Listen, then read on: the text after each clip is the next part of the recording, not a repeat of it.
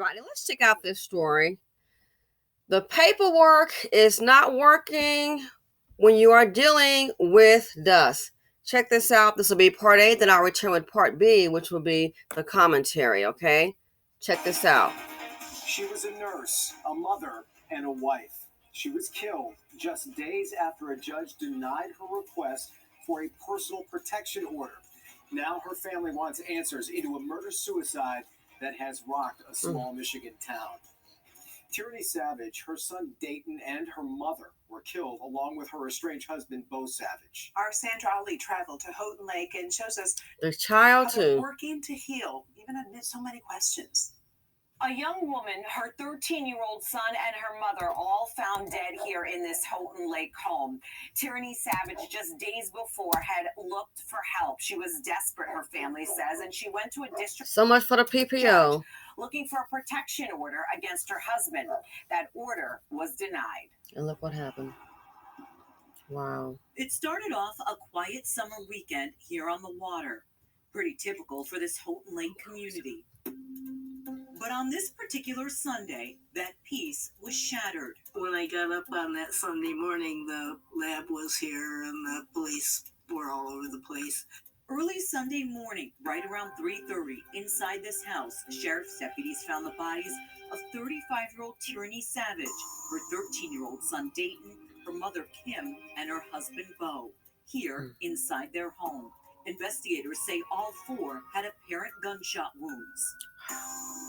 Detectives later revealed they believe Bo shot Tierney, Dayton, and Kim before turning the gun on himself.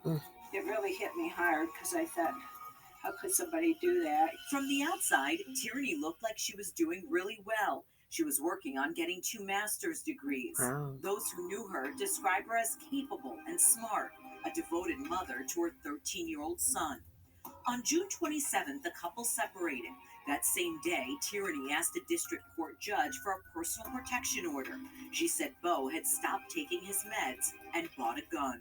According to Tierney's attorney, Tierney wrote, "He keeps saying he's going to blow his brains out, and I don't want my safety or my son's safety in jeopardy."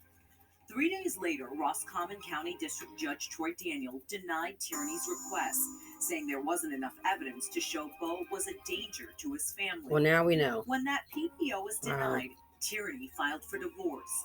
We reached out to Judge Daniel for comment, but didn't hear back.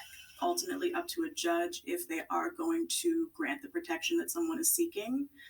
So it's hard to predict. You can't always bank on a PPO being granted, and if all of the specific provisions that a client is seeking, if they're going to be approved by a court. So it's a gamble. You never quite know what a judge is going to rule. A family friend who asked not to be identified says they had no idea Tierney and Bo were having problems. He called the tragedy devastating and sad. Tierney's attorney adds, "Too often people think a strong and capable woman can protect herself, and that is not true. When someone threatens to blow their brains out over a breakup, they're a threat to others as well as themselves, and there are far too many of these incidents for us to ignore the lessons from this tragedy. We hear of red flag laws for those who threaten mass shootings. Perhaps we need a better way for the red flags in domestic cases to be addressed so we can save the next Tierney, Dayton, and Kim from this horrific fate." And as more of the tragic details continue to unfold, there have been several memorials here for the Okay, everybody. So thanks so much for listening. This will be part A. Please stick around for part B, which will be a separate video, and we'll have the commentary. Thanks for watching.